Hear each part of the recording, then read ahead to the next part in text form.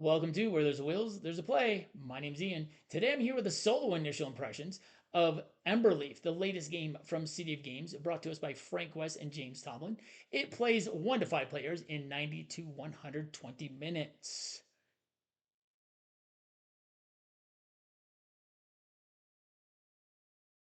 Let's take a look at the theme. Um, as always, I'm just going to read the little flavor text here from the book because I'm not fancy or anything. So, deep in the oldest forest of the world, the Emberlings lie hidden. Their presence a secret to all but the wisest. Many moons have passed since Lord Vesha's armies scorched their groves and destroyed their homes. Today the forest has healed and a stirring is felt. 5 courageous Emberlings rise from the forest floor. Their spirits unbroken, they call out to their kin, urging them to rebuild their homes. Together they will reclaim their land, reignite the bond between themselves and their cherished forest, and restore the Emberleaf to its sacred shrine. The time for renewal has come.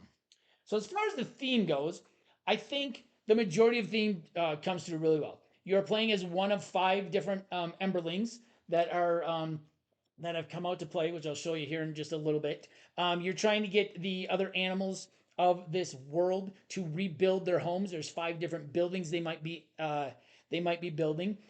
You can see where the land is kind of replenished on the map and everything. So I think the majority of the theme comes through really well. The only part is when it talks about reigniting the Emberleaf. The leaves are your score, but there's no place in the game where you are actually to me, where it seems like you're restoring the Emberleaf to a sacred shrine. So there's no shrine that I've noticed. I did just play it for the first time. I mean, there's a little building here which might be the shrine, but I think that's just a picture. So there's nothing where you're actually like taking an Emberleaf and taking it to a shrine at the end. It's just whoever has the most points, and the leaves are your points. So overall, I think the theme of this comes through really well in the fact that you are one of the 5 Emberlings that has come out of hiding after all this time, and you're trying to get the other critters and stuff, the villagers, to rebuild their homes. So I think the theme comes through pretty well. The only thing is the Emberleaf with the shrine uh, isn't really there. So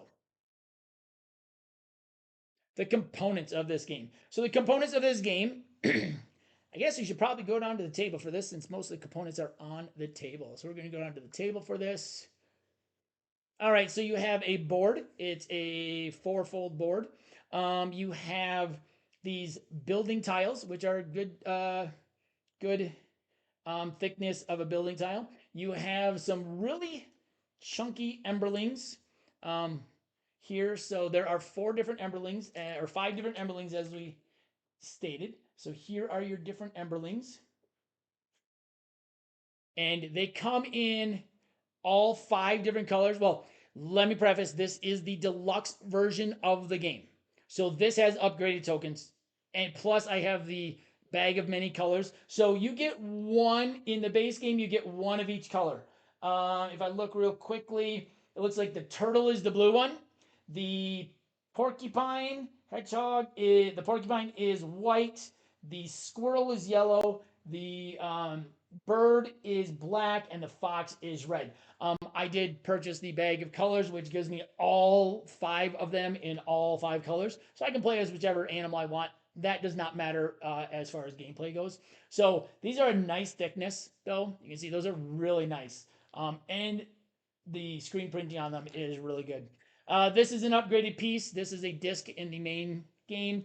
It goes on the rewards track here, which the name of this is blanking me right now, but basically these are different trophies that you can get. And this is just an upgraded piece, otherwise it is a disc.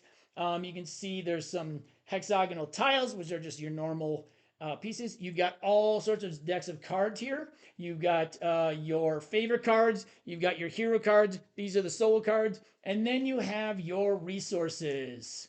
You have your 4 different resources, which are nice and chunky as well. Not as chunky as the Emberlings. You have food, honeycomb, rock, and wood are the 4 different resources. And then you have these little villagers, which you are trying to rehome. So you have rats, and you have frogs, and you have rabbits, and you have owls. And those are nice, nice thickness as well. And then finally, you have the board. And then in the base game, in the base game, you have player boards, which are just like a board like this. I did upgrade. The deluxe version does come with neoprene mats. Seeing as we were going to be moving cards around and picking cards up and sliding cards, I wanted the neoprene mats. Even if I play this solo, I have 5 neoprene mats. And the good thing is they actually all fit in the box if laid flat with the other mats. So with the regular boards, they all lay flat. And then you have these little discs, which are just used, which we'll talk about a little bit later, on the board. And I think that is all of the components.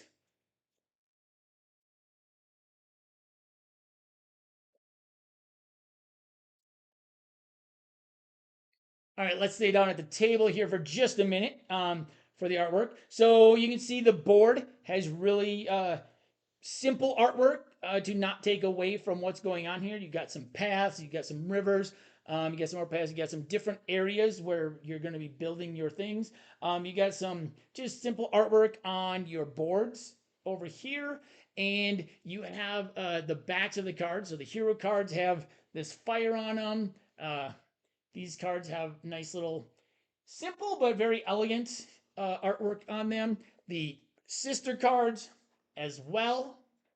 um, you each so each person, whether you're playing solo or multiplayer, is going to start with a deck of heroes. So they look like this on the back, and they have you have A through E, I believe, in the main game, and then in the deluxe version we got F and G, which are for a little bit medium and harder versions of the game to play just a little bit more complex, I guess. And then you also have oh, the deluxe version. I don't have the regular pieces out, but the deluxe version comes with these nice war banners in 4 different colors.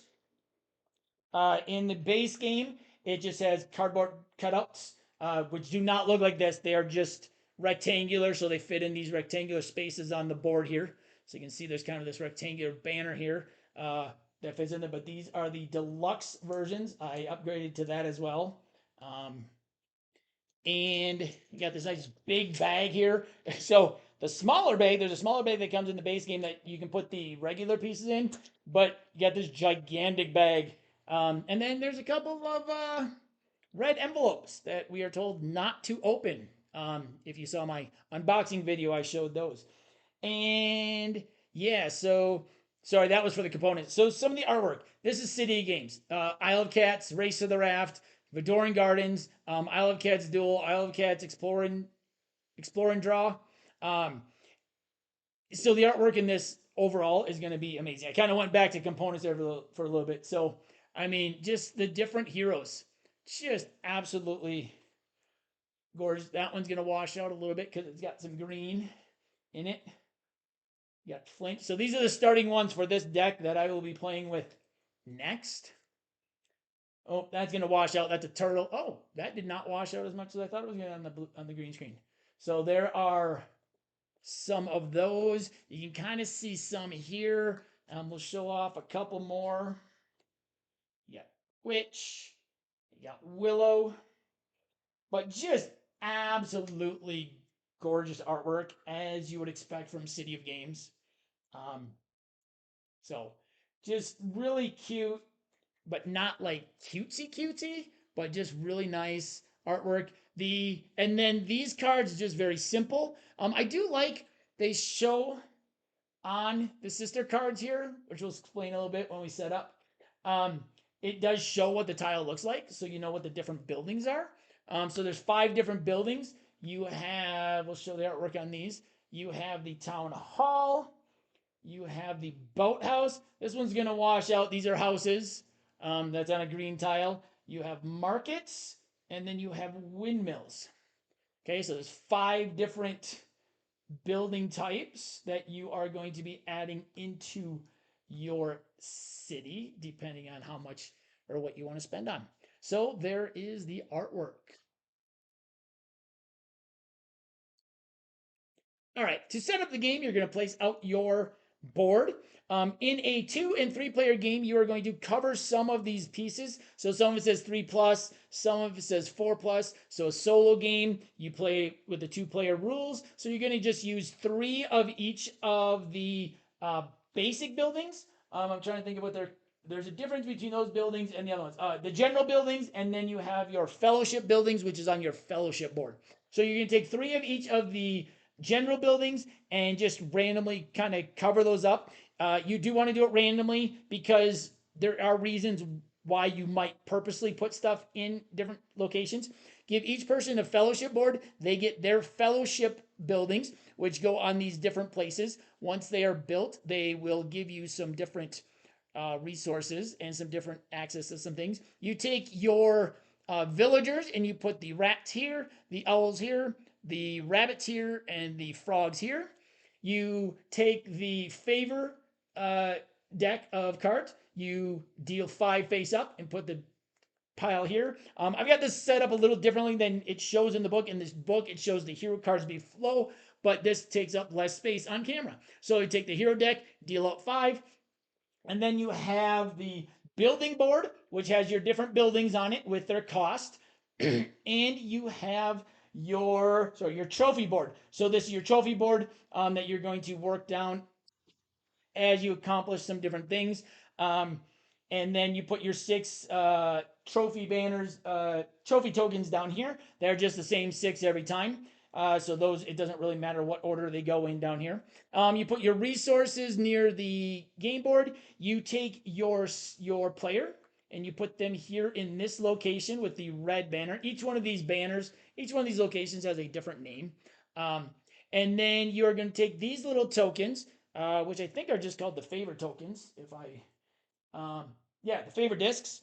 And you're going to put them in the campfires of the other locations. And the last thing you're going to do is you're going to, for the main setup for no matter how many players, is you're going to cover up these flags with, danger area tokens. Now, in the base game, you're going to have, like I said, little cardboard pieces that are going to go there. These, and you're going to put the, let me see. It is the orange side up first. One side is orange, one side is green. Nope, green side up first. Now, with these, there is no green and orange side. So what you're going to do is you're going to put the black heart. So one side of these, that is not the color I want to show on a green screen. So one side of these has a white heart or a non-filled in heart, and one of them has a black filled in heart. So you are going to start with the black filled in heart on these. And those range in value from 2 to 3. And you're just going to randomly put these out to finish the setup. This would be the green side of your regular pieces, which unfortunately are in the box right now. And the green screen is sitting on the box to the side, so I can't show you those. But you can find those online and on the oh, and then so for the blue ones and some others, you might have a black one that has an X. You just take that out for now and you keep going until you actually fill them. The other side of this actually has a value on it. So later on in the game, you will replace these. Let me make sure I got all 9 of them. 1, 2, 3, 4, 5, 6, 7, 8, 9. Yep. And it doesn't really matter what color they are, other than there might be some favor bonuses. In my first game, I had a favor bonus where I had to have 1 of each color. So that was the value. And then this you can just set to the side until later. And so that is the setup for a regular game. And then in the solo game, you're going to take the 5 building cards, put 1 face up, and put the rest of them face down in a row. If you've played Isle of Cats, this is very similar to the cat cards. You're going to take, depending on what level you're playing, on easy, 2 basic favors. On medium, 3 basic favors. On hard, 3 basic favors and an advanced favor. And then there's 2 more modes where you would add a second advance and a third advance. And then you take the action deck and you just place it face down here, leaving space on both sides. And I believe that is everything for the setup. Oh, and you give each person a resource card, or not a resource card, a card that kind of tells you, a player aid card, 2-sided, which tells you what the different things do. And I do believe that is everything for the setup. All right, for the gameplay, I am going to give a very, very basic rundown of this. This is pretty in depth as to the overall what you're doing. So I'm going to give a very basic rundown of how to play this, because there's videos out there, including one from Frank, that is just going to explain it much better and in depth, and I don't want this part of the video to be too long. So on your turn, you're going to do one of 2 required actions. You are either going to play a card on your fellowship mat, or you are going to slide cards. So let's take a look at the cards. So the cards have several different things. If you have this symbol, this is an immediate action. So when you play it, you get that action.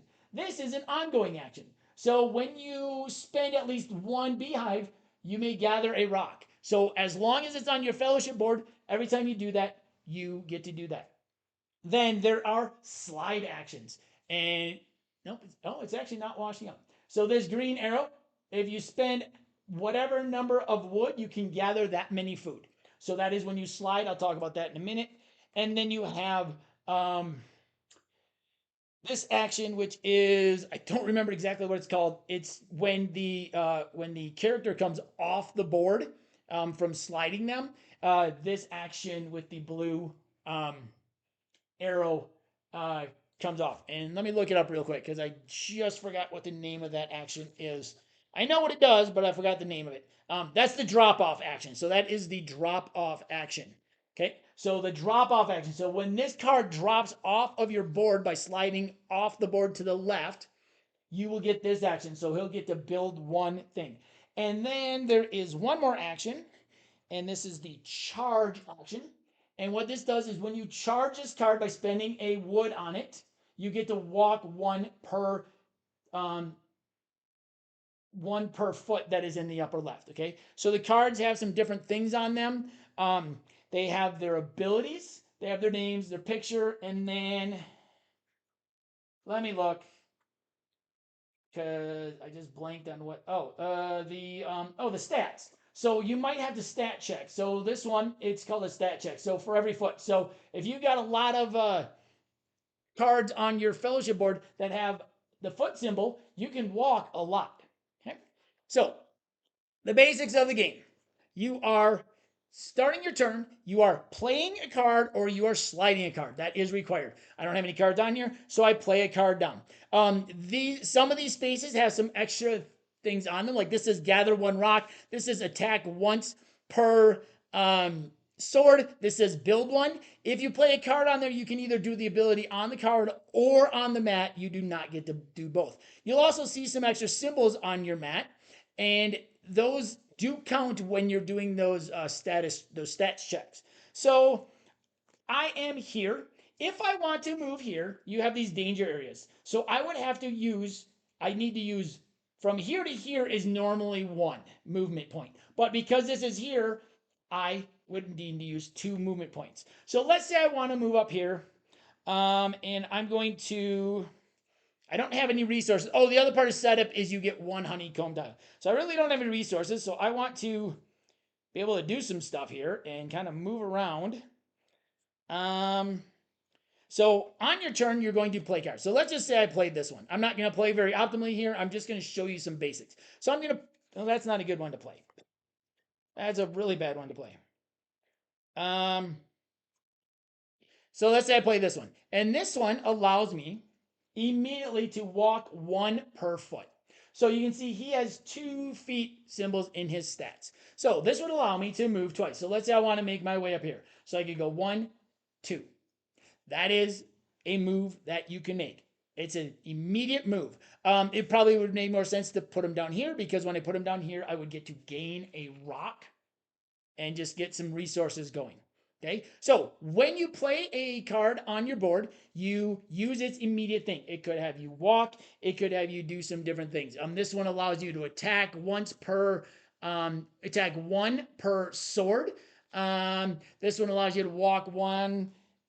This one allows you to build one. So if I were to have the resources, so let's say I had, let's say I played this on here. Let's just say it's a little bit later in the game, and I had the resources. I had 4 resources, which at the beginning of the game you can only hold 8. And I had the beehive. So let's say I played this card and it allows me to build one. So I could take this and I could build this. And so I would need to spend my 4 wood and my 1 beehive in order to build. Now, what this does, it does a couple different things. First, it allows me to get 1 beehive back. So I have to spend it first before I can get it back.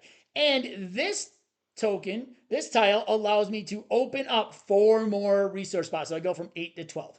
This one gives me 2 extra wood stats for stat checks. This one gives me 2 extra swords. This one gives me 2 extra food for stat checks. This one allows me to build.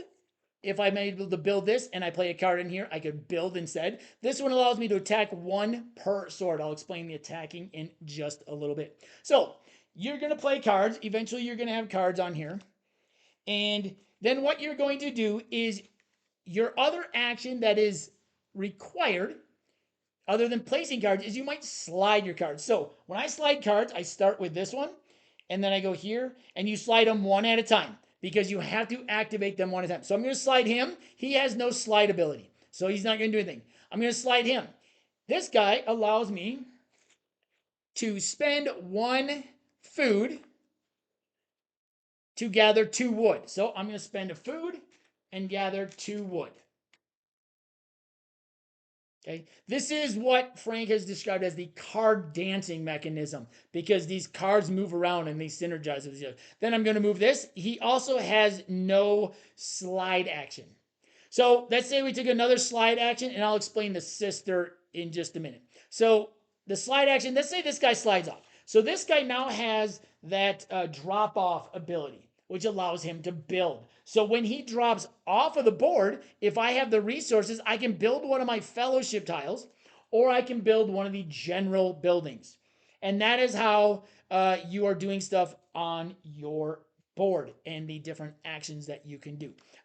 To charge this, I need to spend 1 rock and I can build one. So I could at any time on my turn, I could charge this with a rock, and then I would get to build. Now, I only get to do that once because this has a 1-time charge ability. So once this drops off, the rock would go back into the general supply, and then I get him back into my hand. So I could build by charging him. If you've ever got more or an equal number of resources on the card equal to the number of charges it has, some of them have 2 charges. I don't know if there's any that have 3. Then you can't use that card anymore to charge, and you have to wait till he drops off.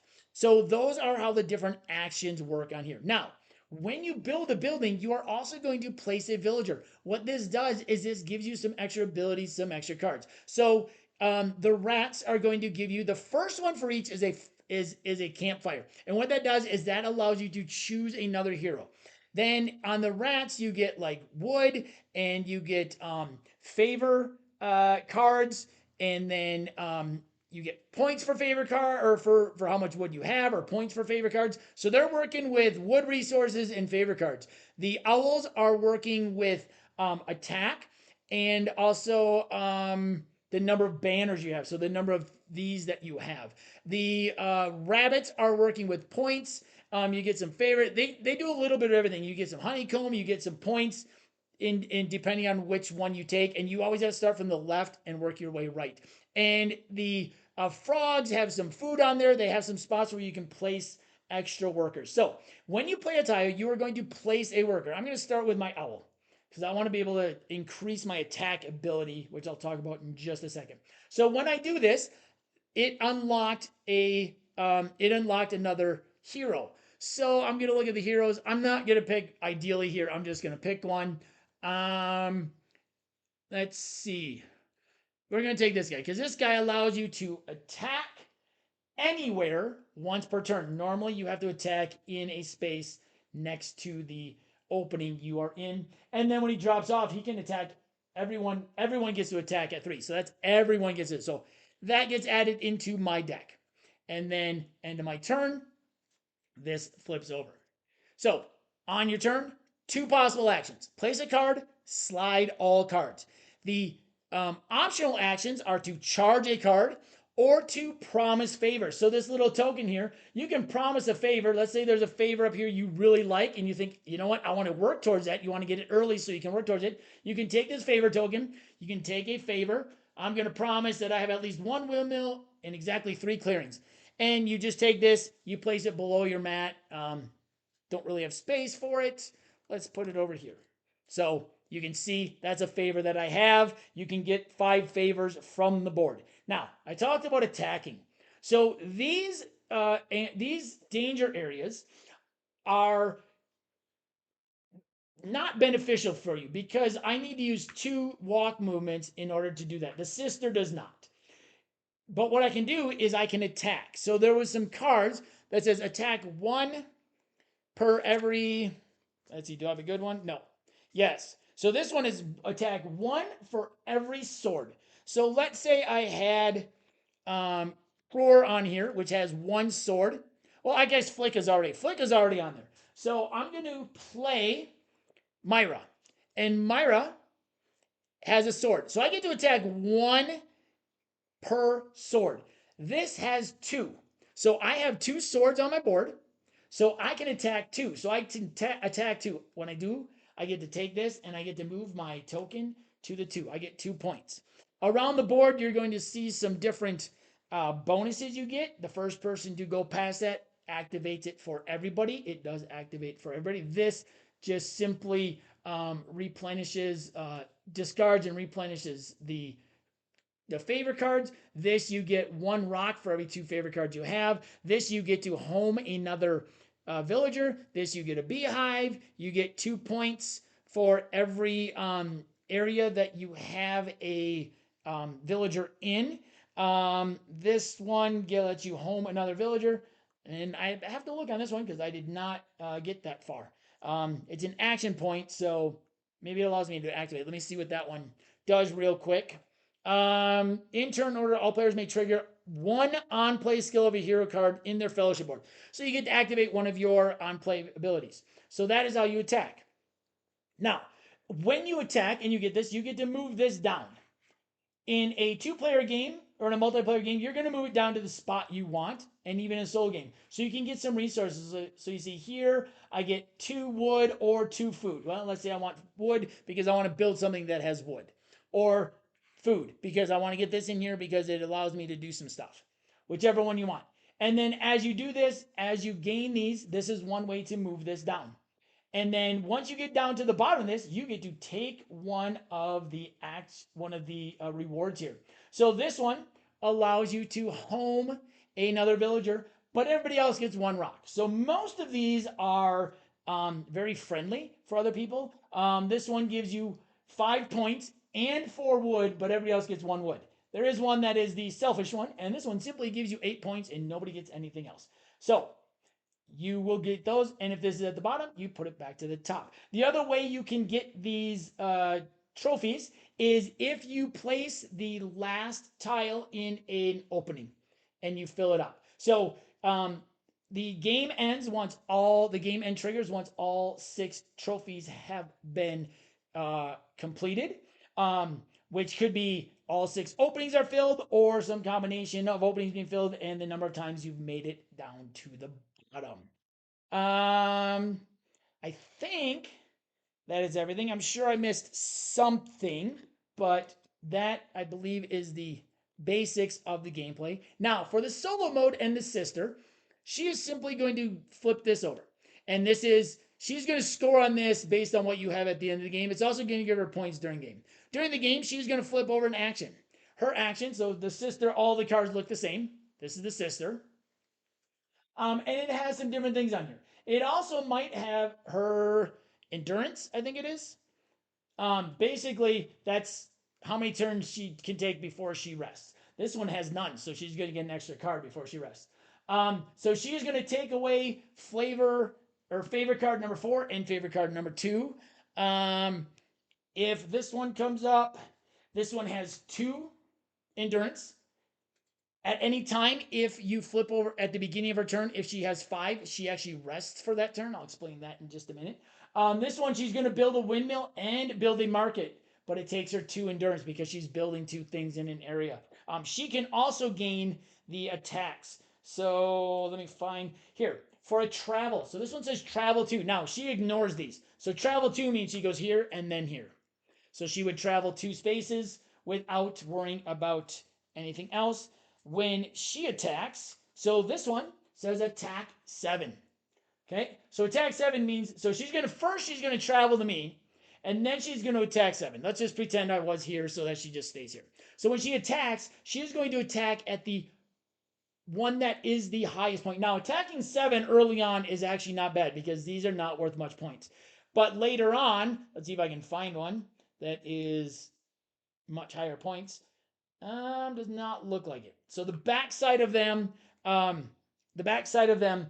could be worth a lot more points and takes a lot more attack. So she's going to attack the one that's the highest. So she's going to take this one because it's 3 points. Oops, let me get those off of the green screen.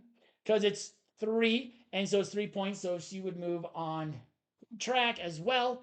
And then I just set these off to the side so to know that she got them. So if she travels, I showed you how to travel. Hero, she's just going to discard a hero card. Build, she's going to build that in the area, just basically filling it up. Shuffle the deck, she's going to take her entire discard pile and shuffle it in. And let me make sure that I found all of the things that the sister does. Travel to you, attack, build, hero, favor, draw 1 card. Oh, sister immediately draws an additional action card from the pile and resolves it, and then shuffle the deck. I did not actually have any of those come up. So what happens is when she gets 5 of these endurance out there, so when she gets 5 of these, and it's the beginning of her turn, she is going to rest. When she rests, these are all going to go into a discard pile. Those are all going to go to a discard pile. And then you're going to flip over the next card. And she is going to earn points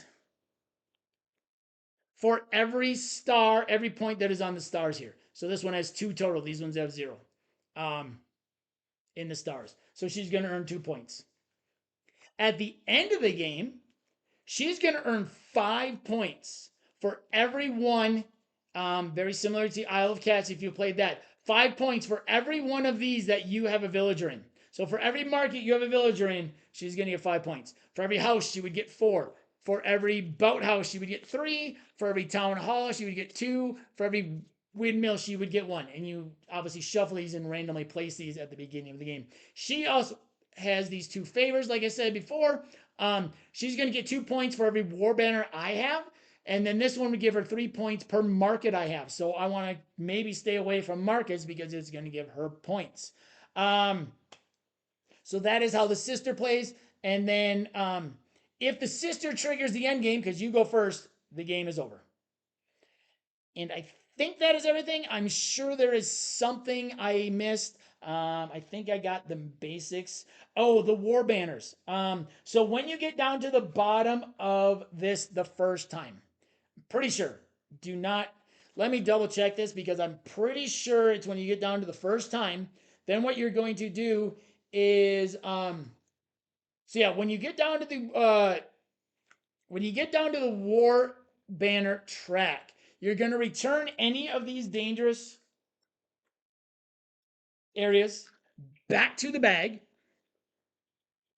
And you're going to draw 9 dangerous areas from the bag and randomly place them orange side up this time, or with these deluxe ones with the non-filled in heart side up. And this is where the blue ones are going to come into play. So let me just show you some blue ones. It's non-filled in side up. So like I said, this would be the orange side in the base game. Let me just find a blue one. So the blue ones are worth a lot of points. So you see this blue one has an attack value of 13, but it gets you 10 points. The other ones, so these go, this side of them go anything from 1 to 13, I think, is what the values are. So you just refill those and they go back in. Okay, so there is the setup and the gameplay. So at the end of the game, you will have earned points. You and your sister or you and your opponents will have earned points during the game for doing a lot of the different things I've talked about. And you'll be on the track, and then you will get points for your favor cards that you've earned points for. So you have to check to see if you have them. In the solo game, your sister will get points for her favorite cards, and also she will get points, as I explained, for each one of the buildings that you have a villager in. Replayability. Well, I think the replayability of this one is going to be really big. First of all, you can scale up the sister. Um, I think even in a multiplayer game, the replayability of this is going to be good. I'm going to talk about the solo. Um, First of all, you have multiple different decks of these starting heroes. And so they're different. Each one of these is different. So you have A through E. And then in the deluxe, I also have F and G, which helps, which ramps things up. So when you're playing, even in a multiplayer game, different people can start with different decks, which is going to make you play a little bit differently because they have different abilities. Um, in the solo, depending on what favorite cards the sister has, you're going to play differently because this, I'm going to make sure that I don't get markets because she's going to score off of markets. I would like to have war banners, and I think it's probably going to be worth it. She's going to get 2 points for every war banner I have, but I can get more than 2 points per war banner. So I'm going to probably try and get war banners, but I'm probably not going to try and get this war banner because it's only worth 2 points to me. Whereas this war banner is 10 points to me. So that one's worth getting. Even the 3-pointers, I probably get a few, but not a lot because I'm also going to keep an eye on how many she's getting. Um, and then also, depending on the order that these cards come in the solo game, you're going to play differently because I'm not going to. I mean, this right here, 3 points per market, and she's going to get 5 points at the end of the game for market. Well, I'm definitely not going to get myself markets. Like, there's no reason to unless I have a card that says I need markets. But I'm also going to stay away from the market cards because she's going to get 8 points at the end of the game for every market I have. So I can tell you right now, if this card was up in this, there's no way I'm putting a market on there. Now, unfortunately, 2 of your starter tiles are markets. So you got to kind of figure out, well, is it worth putting those out there? Because that is going to be 16 points for her to make sure that I have those 2 extra food and those 2 extra logs at some point. Maybe, maybe not. It's probably not ones I would build early unless I absolutely had some cards that synergized with it to that I would need those 2 extra stats for. So just the different favors that she is going to have is going to make you play differently as a solo. The different favors that come up here are going to make you play differently in any mode because these are not hidden. So if you're playing multiplayer, other players need to keep these face up or show you what they have so that you know what they're going for as well. The way the banners come out, the way you play your villagers out to do different things based on what cards you have, and the way these synergize and stuff. I think this game is going to have a lot of replayability. I think this one is, yeah, I did, and like I said, there's a lot of different things that are different each game that are going to make this a different overall the same game, but you're going to play differently based on what you have.